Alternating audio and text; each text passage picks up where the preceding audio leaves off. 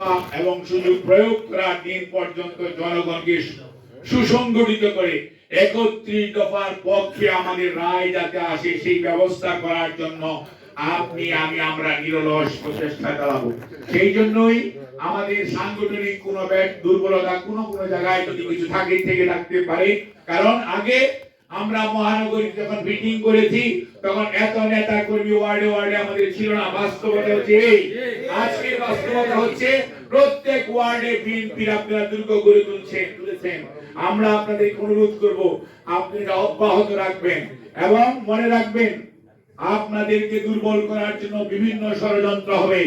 আপনাদেরকে দুর্বল করার জন্য শুধু নয়, বিএনপিকে দুর্বল করার জন্য ষড়যন্ত্র হবে।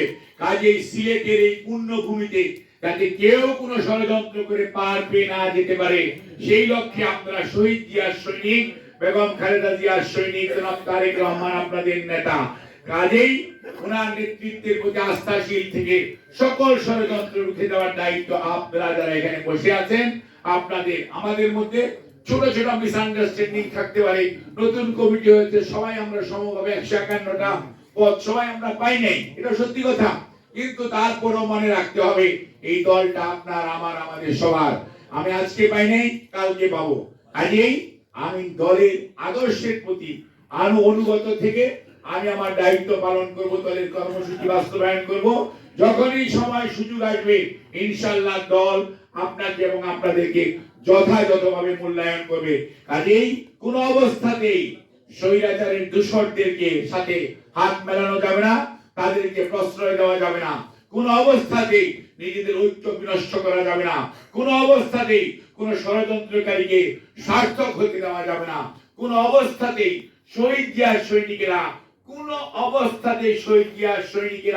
কোন ধরনের অন্যায়ের সাথে আপোষ করবে না।